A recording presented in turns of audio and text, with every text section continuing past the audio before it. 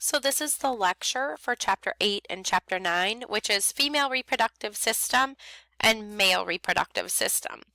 And it sure is hard to find a good picture to go along with this, and so we did apples and oranges because really that's what we're comparing here.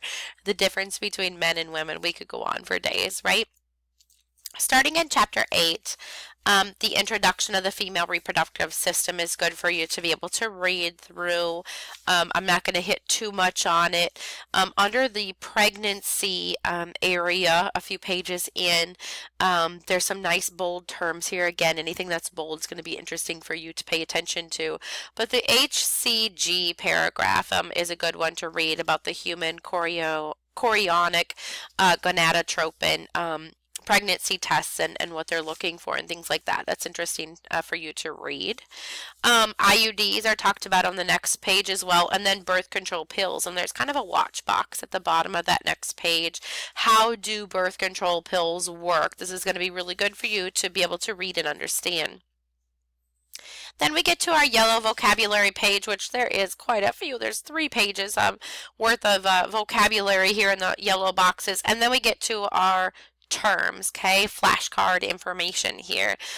Starting with combining forms, we have amnio, Bartholino, cervico, chorio, choriano, colpo, coldo, episio, galacto, gyneco, hystero, lacto, mammo, masto, meno, metro, metrio, myo, myomo, nati with an I there. Again, there's only a handful of those that have an I for the combining vowel. Obstetro, OO. Isn't that a funny one? O/O. Ufero with 2 O's, OOPH. Ovo, ovario. Ovulo, perineo, 4O. And you say it with an F, a sound, but it's PH, 4O. Salpingo, utero, vagino, vulvo. And then we have some suffixes. Archi, saisis, gravida, paris, rhea, salpinx, toscia, virgin. And if you go back up to Paris a second, under the terminology section, the word is primiparous, which would mean the first child, and you can read about that. But the very last sentence in there, it says, for example, G2P2 is medical shorthand for a woman who has had 2 pregnancies and 2 deliveries. Okay, so up above in that paragraph, it talks about kind of the medical shorthand that we use there, and that is important for you to be able to understand. Then we have prefixes. We have dis, which we've had before, painful or difficult, endo, in, intra, multi, nully, pre, primi, and retro. A lot of those we've had before, which is good. Not a lot when we go through some of the conditions and issues. You can read about those issues with pregnancy when we get to the abruptio placentae, placenta previa, preeclampsia. Good to read about some of those. Under gynecologic procedures, there's a blue heading there. Aspiration, colposcopy, cryosurgery, coldocentesis, a D&C. Those are all really good to read about and be able to understand, as well as pelvic exenteration. Exenteration is listed there too. Then we get into Chapter 9. That's pretty much it for Chapter 8. Chapter 9 is male reproductive. Then again, a lot of anatomy and physiology. If you go through the vocabulary page, that's going to be really good for you. There is a lot here in this chapter when you go through vocabulary with creating plurals. Epididymis, the plural is epididymides. If you turn the page, spermatozoon, the plural is spermatozoa. And testis, the plural is testes. So note those 3 there. Also go back up to the prostate gland. In the yellow vocab box in the where prostate gland is listed. In that paragraph of reading, there's a hint there. And it says, don't confuse prostate with prostrate. putting an R in there, which means lying down. A lot of people, so many people say that wrong. Okay, that's kind of a pet peeve of mine. Know your terms so you can look smart, okay, and talk smart. So prostate versus prostrate. You need to make sure you can understand those two.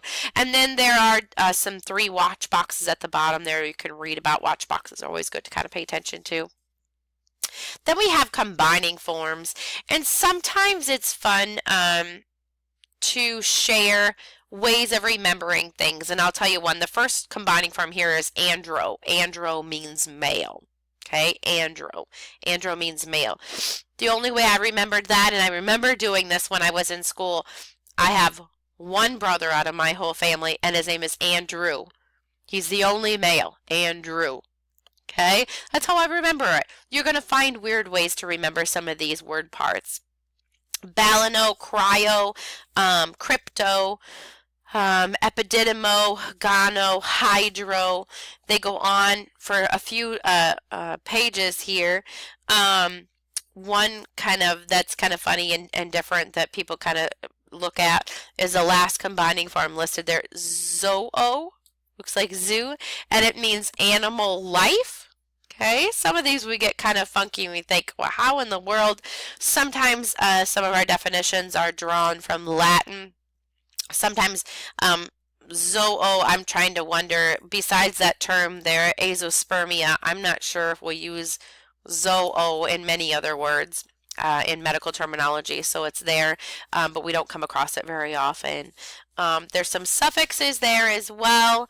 I would say the big thing is on the next page when you're talking about conditions of the prostate gland there, talking about benign prostatic hypertrophy or hyperplasia.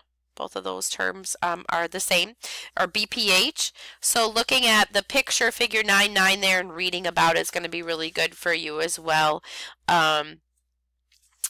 Otherwise, I would say at the bottom of page 322, there is a bold term I want you to pay attention to. I'm not sure if we ever have come across it until just now.